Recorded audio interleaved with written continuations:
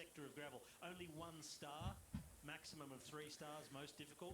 First one, 1 star. Second sector on the climb, 1,200 metres, 3 stars. It's coming in quickly. You're going to start to see the GC teams really pushing forward with their men. Remco Evenepoel making sure he's at the front. Carlos Rodriguez is up there as well. Not too far away is Jonas Vingegaard, the yellow jersey in about 20th position. Attacks go, and we'll move on quickly. For the next little while, it's Carlton Kirby. Thank you, Rob. Absolutely breathless. No surprise that Arnaud Delis is chomping at the bit.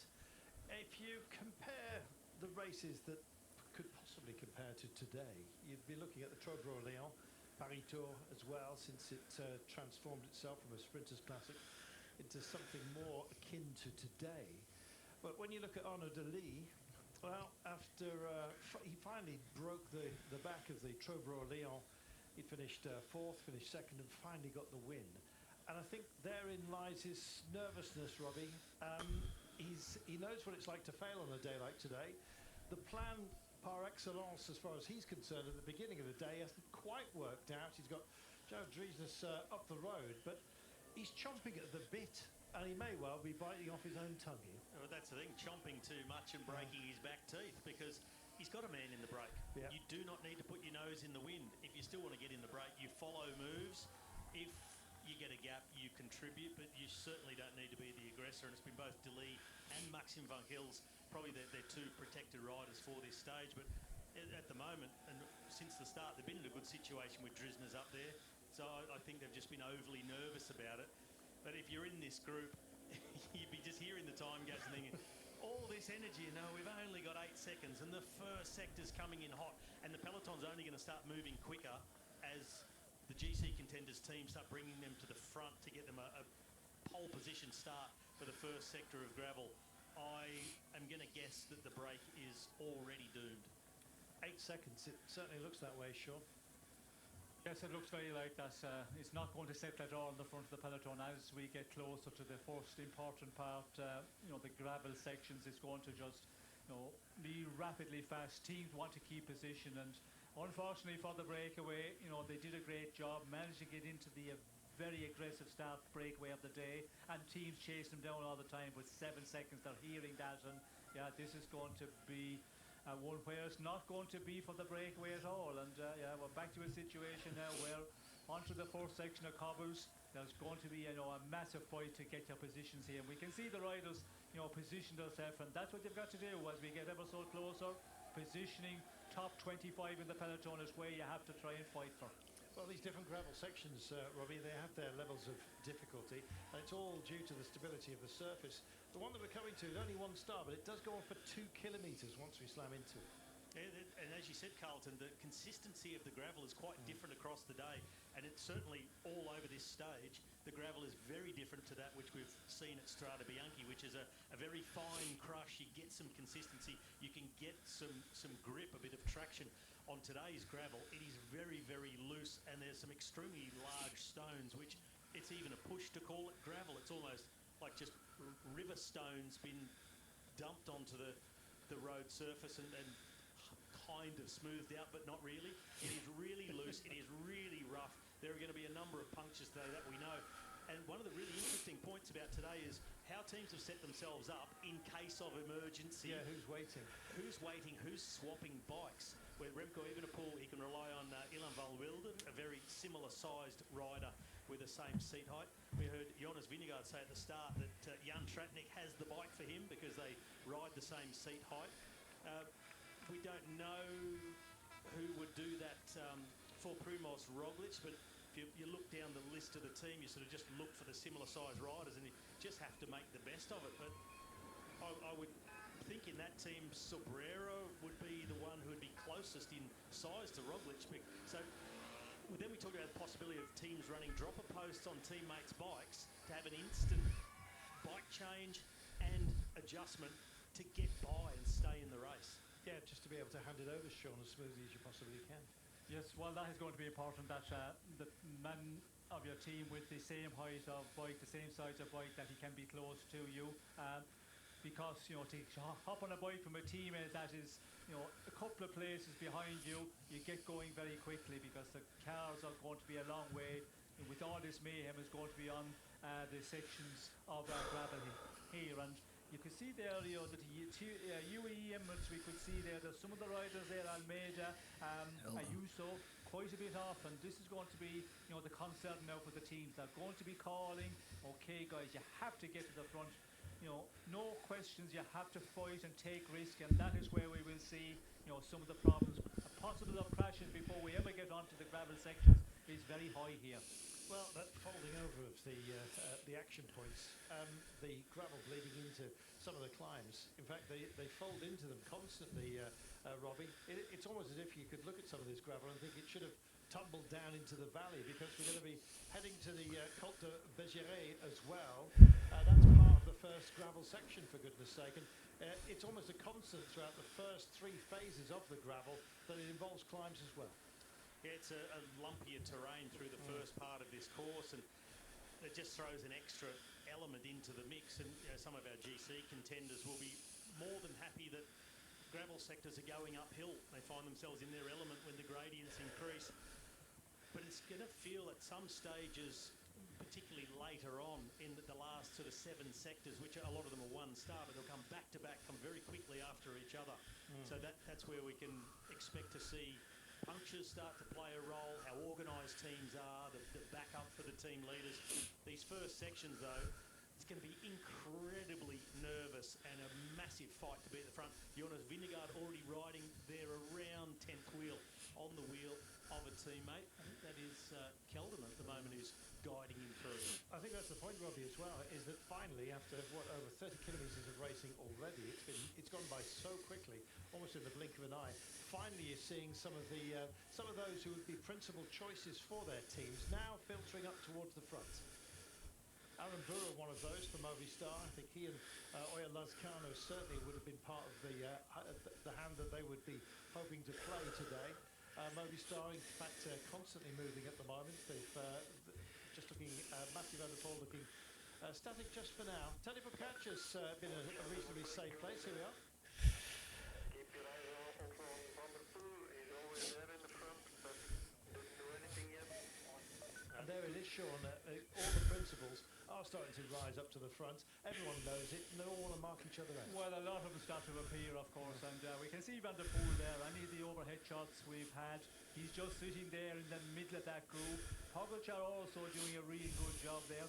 And, if you read this race at the moment, with the breakaway, just not getting the advantage and the race settling down at all, that's what you've got to do. And at this point on the road now, you have to just stay there in that top 20, 25, but not contribute anything, just wait, and that's what we're seeing. But we can see it's starting to split a little bit here.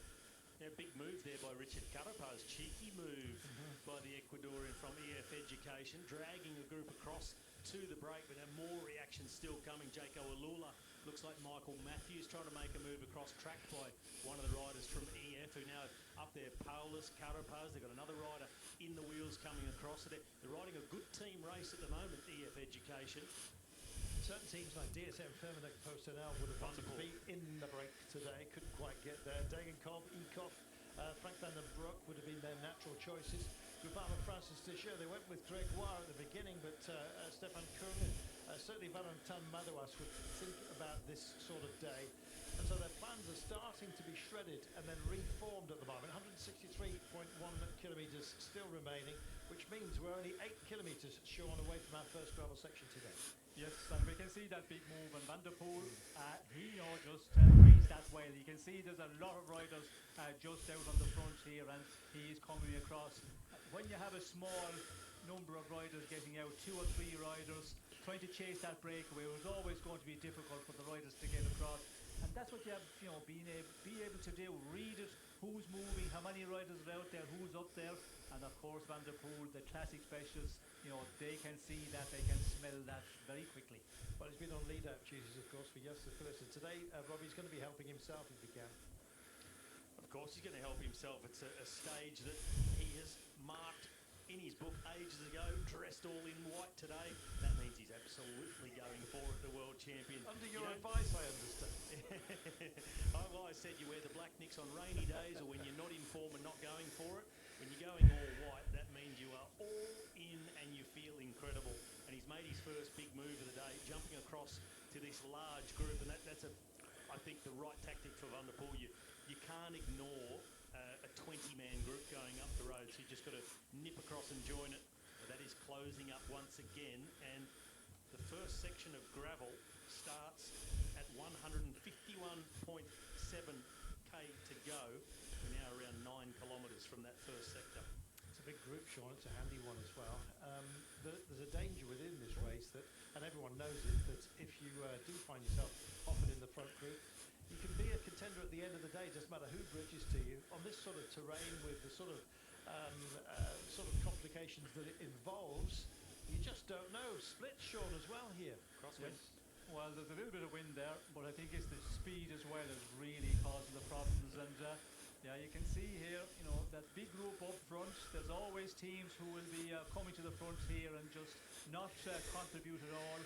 And if they really push on together here, that is the question. But Van der Poel immediately, as we see there, you know, that effort, get into that big move, sit on again here, just lead them right up in front and not get carried away, where we see the Belgian champion De Lee, he was doing a huge amount of work, and you know, now he's disappeared because of all of that, where he could have just sat back with a man out front.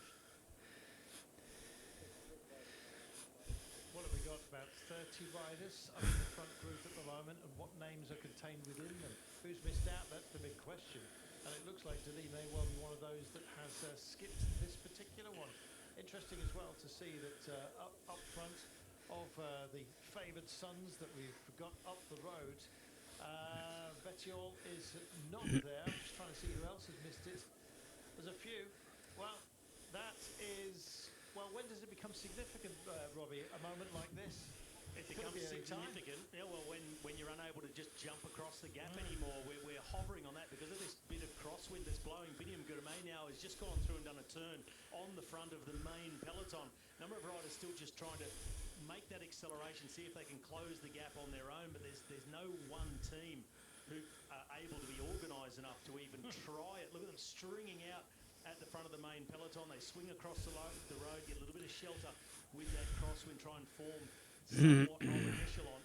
The cooperation at the front, not ideal at the moment. We've got 5 riders who've been away since the very start who make up part of this group. Others who have just made their way across, struggled in that crosswind section. So it's not a streamlined working group just yet. And I actually think it's a little bit too big to be successful. Too many passengers. Yeah, I think you're absolutely right. And there'll be a few with teammates and a few missing them as well. 5 seconds only, that's a very modest margin. It's been like this right from the very start, Sean. Anyone who's just joining us will think we've only just kicked off, but it's been going for well over 30 kilometres, nudging up to 40 now.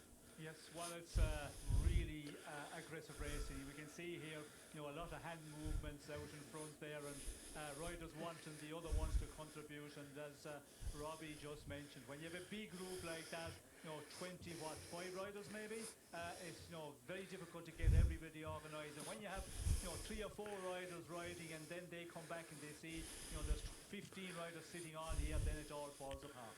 It's great, Robbie, to see that Michael Matthews, after his disappointment yesterday, where he said he just doesn't quite know why it's not working for him, he's kind of trying to blame it on a wisdom tooth, I think, at one point. It's good to see him with the verve to get up there. Yeah, well, he's having a go early on. I'm a little bit in the sort of same frame of mind of Michael Matthews with Arnaud De Lee. Too much too soon. I think the winner of today is still ensconced in the bunch, or at least not done a turn just yet. Even a Mathieu van der Poel, we saw him make one short effort to get across, but then he actually didn't hit the front of that little group off the front, or large group off the front, because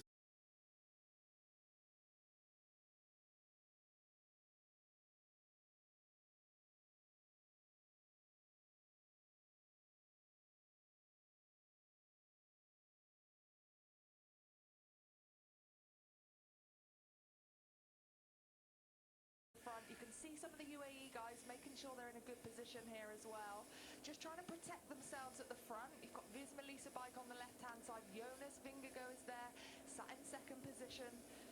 It's amazing, isn't it? When there are certain marker riders, when you see them making their move, Danny, it generates a whole kerfuffle behind them, with teams suddenly thinking, it must be now, we better go. Yeah, they would have all done their homework though at this stage, and a day like today will be ridden like a one-day classics race.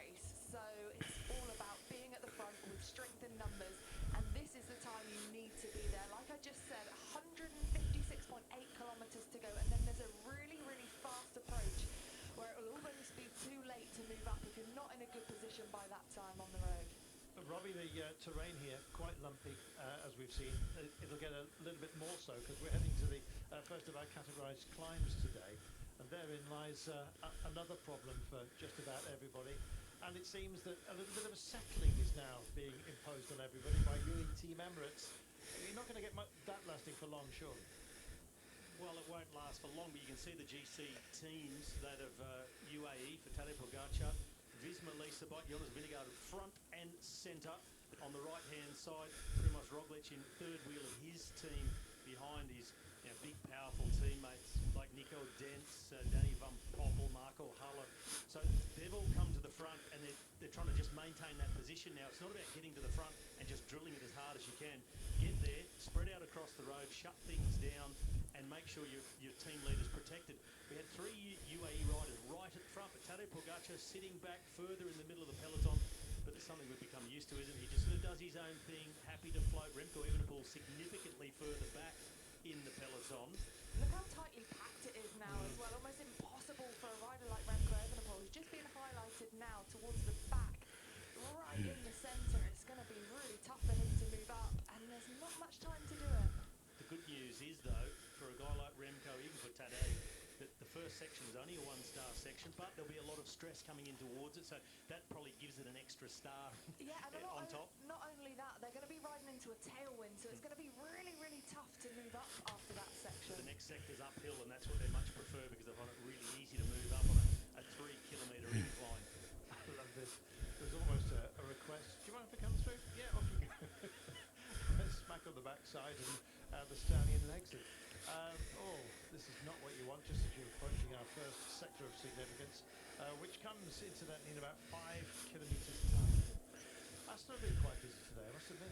Yeah, well, that was Gianni Vermeer's former gravel world champion, who was the one to push down the accelerator. And it's turned out, what is that, 7 riders or so?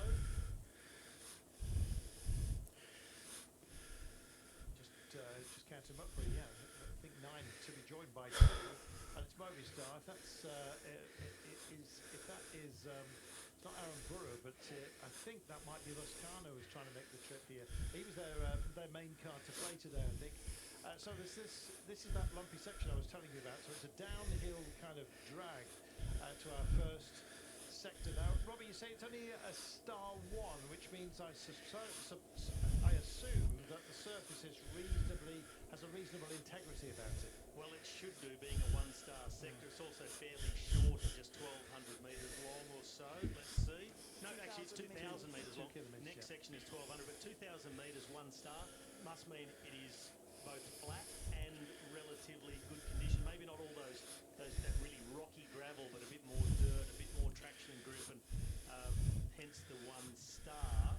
But it's not long after that they'll be hitting the next section. But this is actually a really good time to make a move, because you've got GC teams up there just trying to consolidate, be in position, not use energy, shut things down, and if you can get away, dare to use a bit of energy now. If you can get the gap, you could really see it open up nicely before you get to the first sector.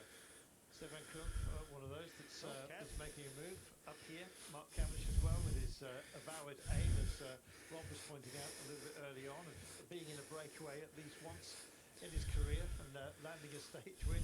You just never know. 154 kilometres to go, which tells you that we are, 3 kilometres, maybe 3.5 kilometres away from that first little test that we're going to have today. All 2 kilometres of it going, including the Côte de Bergière. I won't be thinking about mountains points today. It's about survival, Sean. Oh, Sean's on a break, I beg your pardon, supping his coffee. 19 second.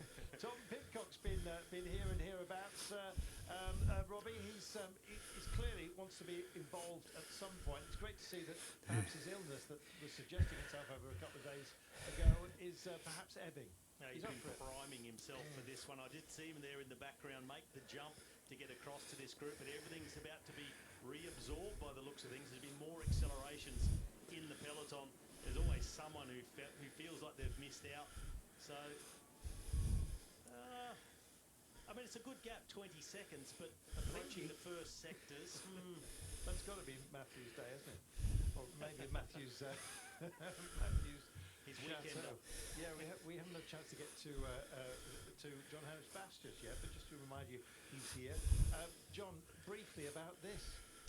Lovely chateau, Chateau de Vigny. This was one which was built by the Baron de Cachard, who was a man who was ennobled by Louis XVIII. And then he earned the nickname the Gentleman Wine Grower. I quite Sounds fancy like that. you, John. I quite fancy that as a nickname. As opposed to the other wine growers who were... Who were just nobility, I guess. Arses. Le derrière. Anyway, 152.6 kilometres. Oh, words there. 16 seconds is your gap at the moment, and it's been absolutely relentless, Danny. I don't think I've seen a. How many kilometres have we had, for goodness sake? This is almost. It's bordering on the outrageous. 47. 46k done, 47k done. Average now of just over 50 kilometres an hour. Gone down a touch as the roads got a little bit lumpier, but the first half an hour was ridden at 52 kilometres an hour. Here comes the rocket ship up towards the front, guiding absolutely everyone, setting the mood, I think, Danny. Yeah, and you can see almost that lead-out formation. This is the left-hand turn into the first sector here. Here we really go. fast entry. Last thing you need as well is motorcycles kicking up even more dust as you go to it. Well, the first sector is raining down upon us. You can already see the cloud being kicked up here. Now, if this is only a 1-star, it means that it's the least difficult of the sort of terrain that we're going to be dealing with. No wonder the likes of Patrick Lefebvre, when it came to Paris Tour, they adopted this kind of terrain, said we're not coming back until you drop it. Well, they've never been back since because it's never been dropped. Who's going to get dropped right now? That's the big question, Danny. Here we go. Here we go. This is the first section then. It's only a 1-star, but look at the dust that the motorbikes have picked up here as well. 1-star sector, but with a 5-star entry, if you ask me. Absolutely. Such a quick entry into this first sector. So it'll be interesting to see who's made the front of that peloton behind. They will be flying into this sector here.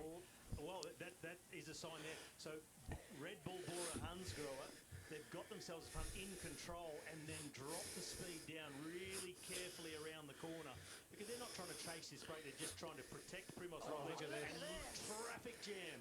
Suddenly backed right up. It's exactly what happens. You get a compression, both laterally and longitudinally, I guess you might say. Suddenly the pace is ripped out of it, and those who find themselves at the back find themselves in trouble as well. This is not a happy place to be, Robbie. Aramburu on the move now, the Spanish champion going up the road and following the move of the Cofidis rider. I couldn't quite pick up who it was, but it might have been Axel Zingler. Again, he's been active all stage so far. Red Bull Bora trying to just keep things under control, maintain position. All they want to do is keep Primoz Roglic at the front of the group. Yeah, 3 in the big 4 at the front that I've spotted. But again, Remco Evenepoel, I couldn't quite pick out in that kind of front little bubble in that peloton. So it'll be interesting to see where he's found himself into this first sector. This is the dust kicked up by the camera bike as you're seeing it right now. I was just about to say that thankfully the wind is favouring those further back. If you're up front, you're getting the dust kicked in your face by the camera bike. I think we should possibly rely on the helicopter, and maybe that's what the director's saying. But get the camera bikes out, and you can see them sprinting away from those out front because they're hampering them. If you look at the way the wind's blowing at the moment, it's taking the dust over to the left-hand side of the riders. Those who are being filmed in close proximity don't have that gift, Robbie. No, it's equally as hard as riding the gravel, if not harder, is the dust that's kicked up by the race vehicles in front. I'd love to see them take a lot more distance, yes, because this is hampering the riders so much. You know, you see just from a motorbike how much dust is coming up, let alone all the vehicles going in front. And because the gap is very small between brake and peloton, the riders at the front of the peloton actually have really nice clean air to ride through. But if you're at the very front of the race or trying to chase across with a motorbike camera in front, you are choking. You are Ballerini making the trip here. The camera bike just trying to get a little bit more distance, as you can see. If that is the easiest sector, Danny, not through it just yet. You can see it counting down. Still got 100 metres or so for those who are at the front. And finally, they get some relief right now as it pans out. You can see how lumpy the terrain is as well. But if that was the easiest, Lord help us. I mean, it's going to be carnage, isn't it? And like Yeah. you said there, Carlton, straight on to the first QOM of the day. 1.7 kilometres at 5.2% average. Let's just see. Oh. So there's Lascano. He's also got a teammate. Sorry, that was Aramburu. He's got Lascano up in the front. So Movistar already sort of activating their two protected riders for this stage. At least in our minds, they are classics types to go off the front. But a strong front group, but also up there now. Jasper Stoven has made the move into that group, and that is an absolute pure classics rider. Well, these 90-degree turns to get onto it and then get off it. I think should have added another star just for that. I don't think they expected, perhaps, Danny, for the entire peloton to still be together on that transition onto that first part of gravel. No, but you could see as soon as they got onto the gravel, I just saw a little hand gesture from the Red Bull Bora Hansgrohe rider who was at the front, just to try and calm things down a little bit to the team of UAE, and you could see the composition really changed. First puncher. There we are. Won't be the last. Won't. Goodness me. Well, it's Christian Aking, Aking. who's just being dealt with right now. Meanwhile, Brian Coquard on board with him in the cars. You know, it's not whether you're going to get bad luck today, it's just how much of it, Robbie. Yeah, when you're going to get it, Yeah. and you know what sort of assistance you can get. Very Speaking much of that, I've been told by a source close to us here at Eurosport with Primoz Roglic and his Red Bull Bora team that Sobrero is the closest match to bike fit for Roglic, but on every sector they have 4 people covering all bases: spare wheels, spare bikes, you name it, they've got it. So it's a cast of thousands out there today as far as team assistance goes. Ballerini just distanced by Alexander Bora and Zingler for Cofidis. Up front we have Reinders, Stuyven, Vermeersch, Nielsen Paulus, Maxim van Gils. We have Derek Dew, who's been very active from the very beginning of today. Oyas Kano is there, so is Javier Romo. Alexei Lutsenko's had one of the quietest tours so far that's been upon his books, a man who's had top 10s on a couple of occasions in GC by the end of the tour, always warms up within it. While running hot today, he's with Anthony Turgis. Ben Healy and Tom Pidcock, that's a very good pairing. Sean Kelly will have a smile across his visage, I can tell you, whenever Ben Healy's name is mentioned. But it looks like, at least for the time being, a little bit of a holding pattern. Is that after the first wake-up call, Danny? Yeah, I think so. I mean, these riders at the front haven't lost any time. They haven't punctured, so they're just going to be trying to keep position on the road here. It's these two riders now. And Tom Pidcock and Ben Healy. Ben Healy's been trying for a couple of days, hasn't he? He has been super aggressive. So they'll be really happy with this move, as will Ineos Grenadiers. They'll be looking after Carlos Rodriguez, of course. But Tom Pidcock could be a great rider for today with his expertise on the gravel, of course. And he'll make up so much time on all of the corners with his bike handling skills. Well, he's got to get across first. Well, look, they're trying which way to get across. Grass, gravel, you name it, they'll ride it. But Pidcock trying to go across with Ben Healy. Healy's got a teammate up there in Nielsen Paulus, who was part of the original break of the day. But Ben Healy, he's making a contribution. He's going to work with Pidcock to get across, because having 2 in the break is better than having 1, even though he's bringing the likes of Tom Pidcock with him. Yes, indeed. Interesting as well that before the day started, we're trying to figure out, with a classic like this imposed upon a tour, what kind of rider's going to thrive on it. And it's great to see Romain Bardet with a bit between his teeth, a man who, of course, opened up the joy for France with victory into Rimini at the start of this race. Seems an awful long time ago now, almost another Grand Tour altogether. Well, he's having another dig, and that kind of underscores what we're saying about the difficulty in picking what kind of rider will thrive today. 147 kilometres then remaining, and we start to think inexorably about our next challenge down the road. It will be the gravel road of Baroville, and that goes on for 1,200 metres. We've got our intermediate sprint sandwiched as well between all the nastiness today. Danny, this is fabulous. Yeah, it is fabulous, and this is what we wanted to see. It's going to be a spectacle, isn't it, from start to finish. You cannot take your eyes off this screen, but like you said, it's going to be that next sector, which is the first 3-star sectors, so one of the hardest. It is on a climb as well, so yeah, we've got riders all over the road here. Riders trying to make that front group. Axel Zingel. Wow. Pidcock. Our average pace, by the way, is 3 kilometres per hour, faster than the quickest projected pace. Robbie, nobody expects it to be this quick, and I think they thought it'd be a bit more thinned out by the time we got to the first of our challenges. There's no sign of it diminishing the drive today. Carlton, I'm going to be honest and say I expected it to be this quick. The aggression from the get-go, I think it was always going to be there. Riders trying to get in a break, those who are nervous about the stage or just licking their lips and the dust off their lips eventually at the prospect of winning a Tour de France stage and getting out there in what is shaping up like a true one-day classic. It's just raining attacks constantly now, and teams who have missed out getting in the break are still scrambling. And even Michael Matthews going again. He does have Elmar Rand as his teammate, the Dutchman, up front in the group. Hugo Page, one of those from Intermarché Wanty without an option today. Lawrence Rex was so busy at the beginning of today. He's no longer part of the front group, but Page wants to fold over and have a dig.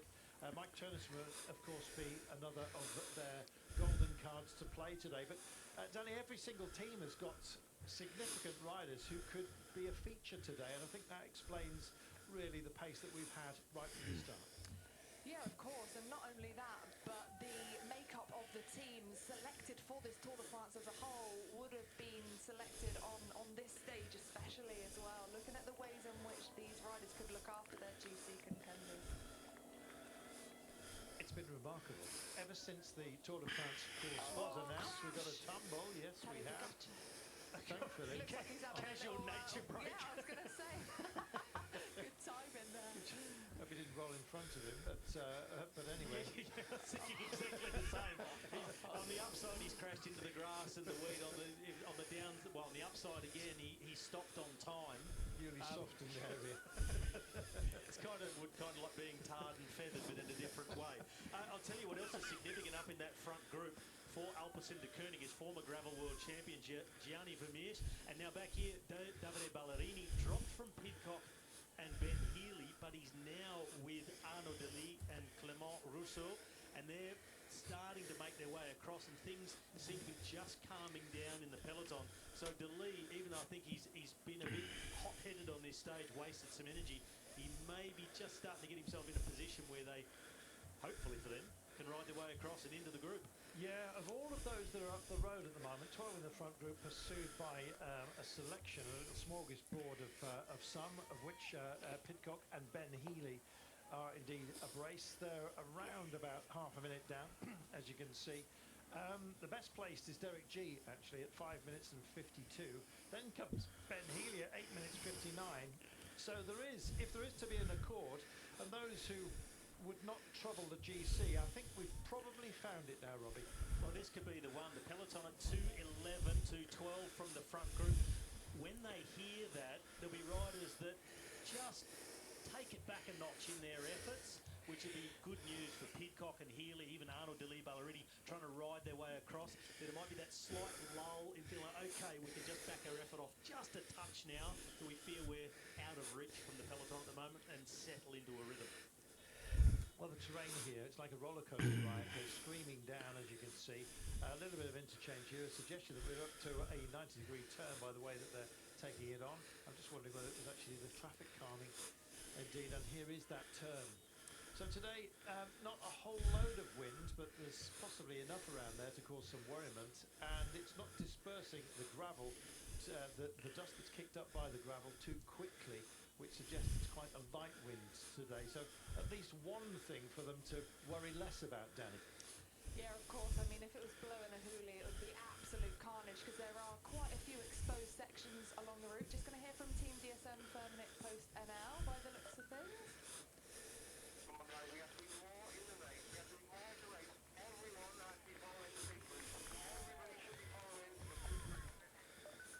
that's because of Eekhoff and Van den Broek, who have not made the trip. Roman Bardet is kind of carrying the beacon for them, carrying the flame at 51 seconds, and it's kind of a now or never call seem to have gone up there.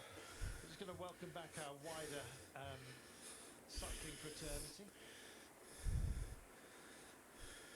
Welcome back, everybody. A rather forlorn call from Matt Winston for Team DSM Firmenich Coast-Ernel. That the race is starting to go away from the 2-minute margin. They've got Roman Bardet in no man's land at the moment, hoping to be part of proceedings, but they've missed the move, essentially. John Degenkolb, you'd have thought, would have had more wits about him. Van den Broek, Eekhoff as well, were all cards for them to play. But frankly, the game looks like it may well have already been dealt. So you've got to play with what you've got. And what we've got right now is Adam Blythe coming into the commentary position.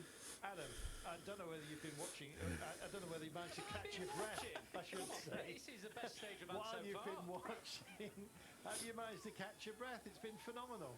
It's been unbelievable. I mean, this is what we're expecting with a start like this. As Magnus Court starts to accelerate again, just getting on the back of Delhi's wheel. But this has been fascinating so far. There's so many riders with huge ambitions today for the stage win. The GC relatively calm of what we've been expecting it to be. But for this race, for the stage win, it is on. It's brilliant. Wonderful racing. We just had yellow jersey passing us right now. One teammate on his side. They will come back, but we do go fast on this part. It's still open and windy, but Pogacar looks like he is actually in control. He decided to stop for a natural break, and he is back on his way to the peloton. Back to the commentators. Thank you, Yenzi. Yes, Adam, it's been absolutely full on. We're much quicker than anyone bar Robert McEwen, it seems, thought it would be today. In fact, the design of the course, I think, has been tested royally because of the compression of the peloton going into some of these action points today. We've got another one rapidly approaching, and they're going to get tighter and tighter and tighter every single one of these tests, aren't they? They are, well, they are for a little bit, but the legs are going to get tighter and tighter and tighter.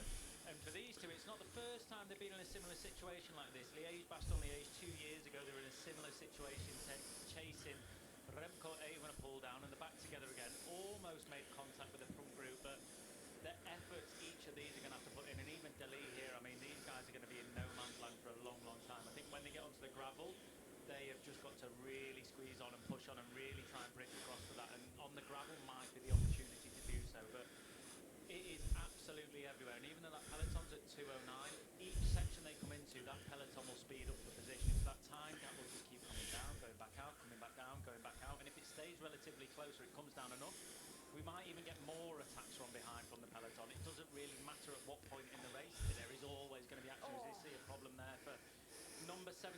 It looks like Chris Harper just jumping back on his bike. Yep, just about getting there. Is that fight for space? You've got your DSs screaming at you to get yourself into position. There's a whole sequence of little lifeboats that you can kind of jump from one to the other if you were to go for it, Danny, and therein lies the temptation. There's not much road space. You suddenly find yourself just off the edge, and we've seen a few riders so far, because of the pace apart from anything else, and the way the twists and turns are revealing themselves, that find themselves out of road. Yeah, there's going to be riders taking risks today. That's Wout van Aert, you can see on the front of this group here. A lot of presence from Red Bull at the front. Really impressed by the way they're riding so far, and that's what it's all about. You have to keep that position on the road, keep turning between yourselves at the team, and it just highlights that importance of strength in numbers. You can see all of the Ineos Grenadiers team as well, right at the front of the peloton, of course, with Tom Pidcock up the road. It is closing 12 seconds for Pidcock and Healy to that front group, so it looks like to me that they are going to make it here.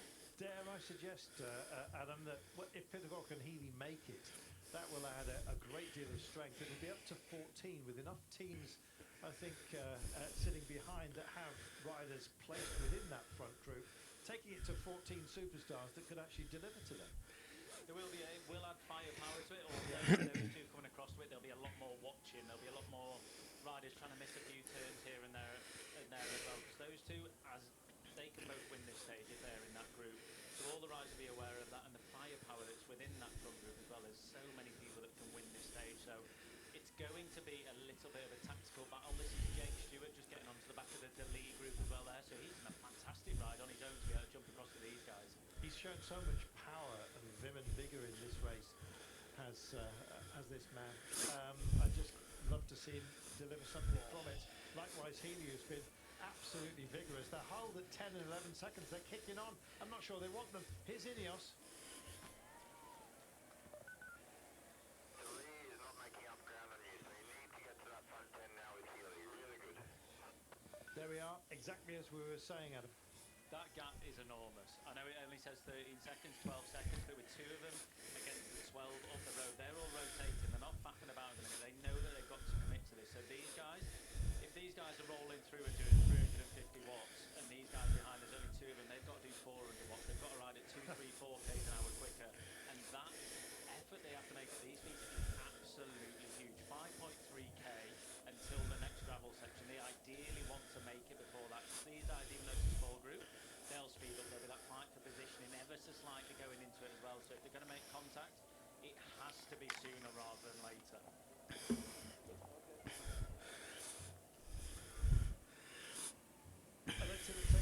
Just going up and speaking to the Movistar riders, basically trying to spur them on to prevent these guys from joining them, or at least tire them out, so that the effort that they put in by the time they do get there may well have a cost for them later on in the race.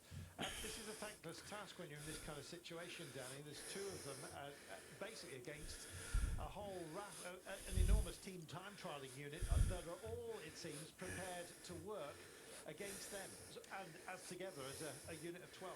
Yeah, of course. They're not going to want these two riders to make that junction with them at this stage. The good thing about with Healy and Pidcock is they're both fully committed here. Absolutely 100% effort to try and bridge that gap. We are coming closer to the next section, of course, as well. That third 3-star section is on the climb, so that's their chance to really give it everything to try and close it as soon as possible. You can see Tadej Pogačar just on the right-hand side, so he'll do all he can to move up. Just lost his teammate there. He's coming back, of course, from that nature break that we saw earlier. Michael, I've got a question for Adam, though. None of the big 4 teams are featured at the front of the race.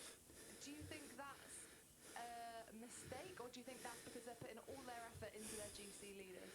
Both. I mean, you know, being at the front of the race would be great for them, but if one of them was at the front of the race, they'd all have to be at the front of the race. That battle behind, the riders that are up the road now, Derek is up there at what, 5 minutes 52? After that, no one really is a threat, but that GC battle will still happen behind, regardless if there's riders out the front who are possible of winning a stage or not. They will still race from that group in the back there, and they need the teams around them, so they're not going to make those moves. They're not More going to for the ride on. stage win, I was thinking, you know, GC guys. well, for the teams of the GC guys, not for the GC guys themselves, but to not have anyone featured in that front group. If Good that work. goes all the way to the line, of course, then they're almost giving up a stage win, aren't they? Yeah, they need to. Stage Jason wins. Paulus drops Sorry. out of the front group and collects this pair. Been told to come back here. Also dragging up, of course, Tom Pidcock along with them. But this is for Ben Healy. Remarkable. They've drifted out to 16 seconds, so they need a little bit of help. Clever work, the right thing to do. Paulus then collects them. Ben Healy just taking a little bit of respite as Pidcock just rolls to the front here. 3 up is better than 2 up, but look at the gap. It's gone up to 18 seconds now. This is the group with Arnaud de Lee, who's still hanging out there with 1 minute and 17. Just going to shortly welcome back our wider fraternity. Adam, you were saying? Just back to what Danny was saying there, why the GC teams aren't going for a stage win. The overall is more important than a stage win. They'll get the chances for that in the mountains for sure, but today is not a day for that.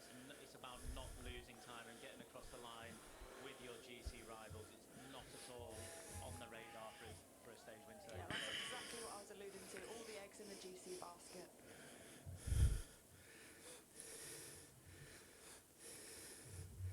Welcome back, everybody. Just under 135 kilometres to go. Abramson on a mission, as he constantly has been throughout this entire race.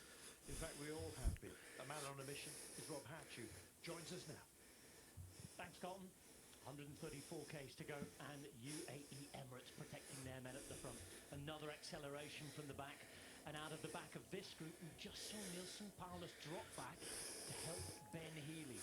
He's now trying to pilot both Healy and Pidcock up to the front. In the meantime, there's a little look down at the bike from Elmar Reinders. Pidcock here, a reminder, he's won Strade Bianche, been the cyclocross world champion, the Olympic bike, the Olympic mountain bike world champion. Here he is, and he's trying desperately to be at the front. Tom Pidcock came to look at this stage as early as November. He's had his eye on it. He's had his eye on it, Robert, and quite rightly so. You just mentioned his results and his achievements that he's had, and this stage does suit him. It's one that he'll enjoy, and I think for Tom Pidcock, that is the main thing. We know how excited he does get about Hit him! Yeah. The different disciplines that he does, and today, if you're in that front group, you've got chance of a win. Tom's enjoyment and his passion and love for the sport will really show within his performance of doing that. Sliding around on the gravel, taking risks, being able to use his bike handling skills to the maximum capabilities that he's got. That's what he loves doing. And when you're happy and you're having fun on the bike, especially a rider like Tom, that's when you can get to your best. That's when you can get to that highest level. So, yeah, they're almost on the back of that group, but the effort that they've got to make through this wouldn't surprise me. Paulus, the effort he's had to make to bring this back. When you get onto the next section, he is really going to struggle, because this isn't about Paulus staying in the group, it's about getting Healy in the group and then doing what he can for Healy. It's showing who is important and who is the leader within that EF team today. It's incredible in the peloton. Every time we look, we think it calms down and there's another move, yet another jump. By the way, you talked about the next sector. It's approaching them very quickly. The front of the race, they're now just 1.3 kilometers away from sector 13, and rather like in Paris-Roubaix, they are reverse numbering the sectors. So we started at 14, we go to 1, and Jonas Abrahamsen moves again, as we remember the late, great Raymond Poulidor.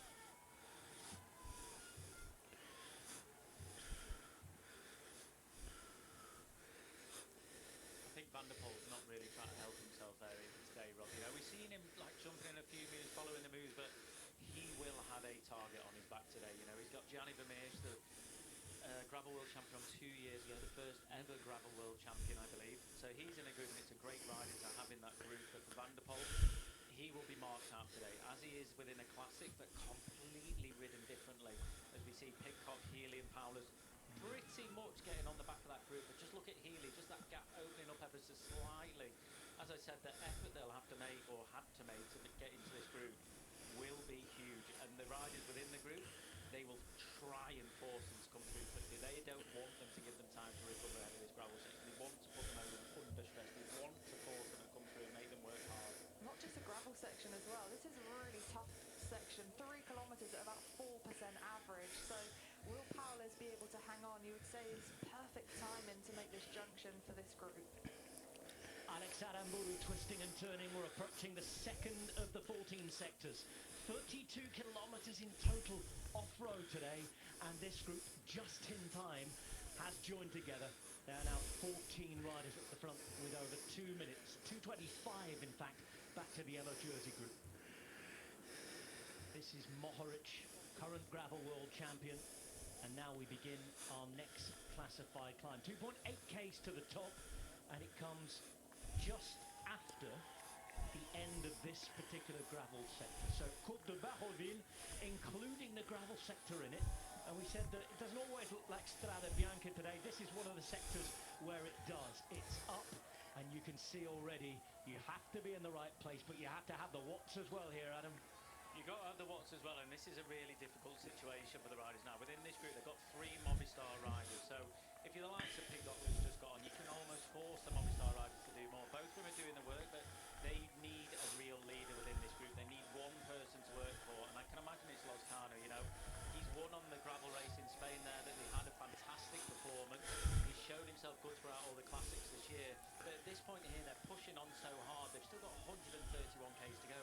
They can afford just to sit back a bit, not get too stressed, not get too carried away, and just get one of the riders. You know, you've got Javier Romo on the front right now. He can set that tempo of these gravel sections that lets the likes of Lozcano just sit on the wheel and have that little bit more, not recovery through it, but just an easier ride through these gravel sections. But Stuyven, he's not having the best of times here. Nelson Paulus as well, I just spotted, has also been dropped. So that effort of getting those across, but Ben Healy is their guy, so feel it's all going to look very different by the time they get to the top in that front group. There are big, big differences with being able to stay or not. Next group, second group on the road at 125 now. They're calling it the Duri group, but there are other superstars here like Marnus Kort from T2. Romain Valdez in there as well. Davide Ballerini, who is an Omloop at Newsblad winner. Let's not forget there's Stuart too. 94 up there for Groupama. Stefan Kung. And this at the left-hand side. Look at how difficult it is just to keep it upright. This is the problem. So you can see where the car tracks have been. On the cobbles, you don't ride where the cars have been. You ride in the middle of it. That's the smoothest section because on the cobbles, the cars kick the cobbles around and make them rougher. On this, where the cars have been, it makes it smoother. So if you get caught from left to right and you hit a deeper gravel patch, that's when what happens, like it happened to Ballerini. Then you slip and slide, can't get the traction that you need. Now this is a fight at the front of those chasing on. This is one of the most important points of today's stage, Danny. You can see first and second in the GC in the last few years. Visma and UAE, first and third at the moment, fighting for position for each and every gravel sector. Yeah, and both of those teams that you mentioned are doing a perfect job for their leaders, making sure they're at the front. Few gaps that are developing here on the left for the team of UAE. So Tadej Pogačar is going to have to pick his line here. Carnage at the back.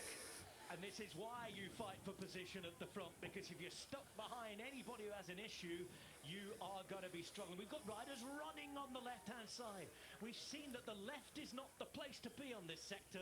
That is why Pogačar's over to the right. Visma Leasabike knew that you had to be over to the right-hand side. And this is carnage. This is chaos. Red Bull Bora Hansgrohe with Nico Denz running on the left-hand side. 74, Mikel Landa doing the same. Wout van Aert in issues as well. Oh my word. Where's Roglic? I've not seen Roglic yet. Tadej Pogačar's there just a little bit further back. Jonas Vingegaard's there moving up with Tish Benoot just in front of him. I saw Remco, I believe he's just there, just the second man at the back of that shot in the white jersey, but I have not seen Roglic as of yet. Well, Red Bull Bora Hansgrohe had issues. They might have bigger ones by the end of this sector because there are several of their riders caught up. We've already seen Denz running. This is Van Poppel on the left-hand side. Ilon Wilden, who, by the way, is supposed to be staying close to Remco Evenepoel, the same bike fit, is right at the back of the peloton, clipped out, trying to get going again. It's almost impossible as well to gain that traction on these gravel sections. If you've had to pull your foot out, you can see it's absolute chaos behind as Michael Matthews is about to get swamped up by this group, taking control of Visma. Rob, no Roglic. No, not in this shot at all, and there's a gap behind. There's a gap behind. Mathieu van der Poel is at the back of it. I'm looking at Giulio Ciccone. He's following on nicely. In there, you can see Carlos Rodriguez isn't badly placed. Evenepoel is well placed right next to the yellow jersey. Vingegaard's been perfectly looked after, but Roglic is the early victim here. It is not fatal yet, but let's have a look. He's at 100 metres behind Mathieu van der Poel on this picture.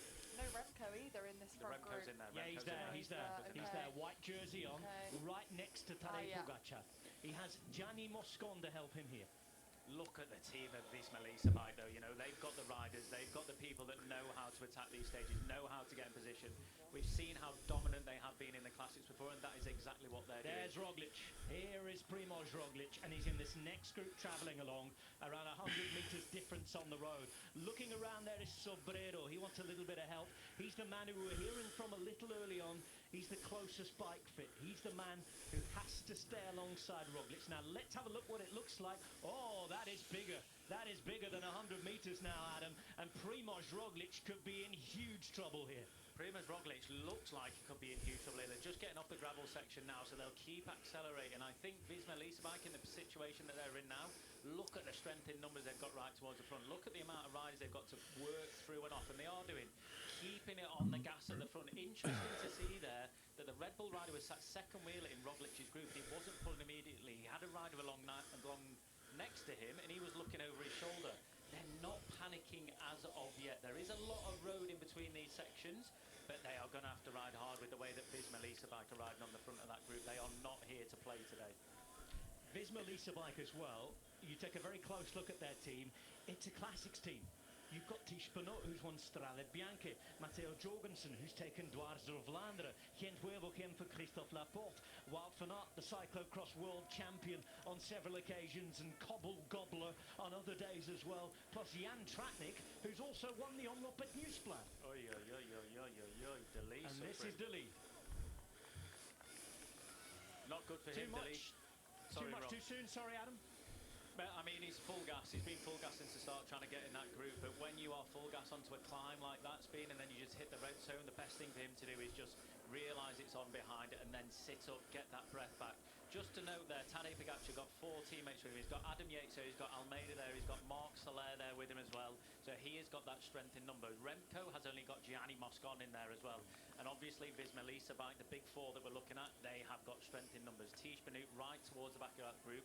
Rodriguez has made it from Ineos. That looks like Kevin, I've forgotten his second name, apologies. Vokalan in the background with another teammate behind him. Pale Bill Bowes in there as well up towards the front with Matej Mohoric from Bahrain. So the big riders we're expecting to be up there today, they are all there, apart from Roglic. Roglic is travelling with a gap of 35 seconds at the minute, Danny. Again, the alarm bells are going off, but they're not panicking, but something needs to be done quickly. Yeah, of course it does. This is going to be really stressful for that team, losing time to that front group. You can see Visma are going to do all they can here to try and make it a really hard job for the Red Bull Hansgrohe team, but yeah, stress for that team nonetheless. And Tadej Pogačar, the difference here is for these riders now, of course they're going to try and apply the pressure and keep it on, but psychologically it's going to be so much less stressful for them versus Roglic behind. I think, Rob, one of the reasons that they're keeping it on like this is to keep it strung out. They're not necessarily doing it to gap Roglic, they're doing it like they can take control. We mentioned this in our show this morning that Remco, the best thing for him would be to do is to stretch things out, to keep it on, to keep him in that good position.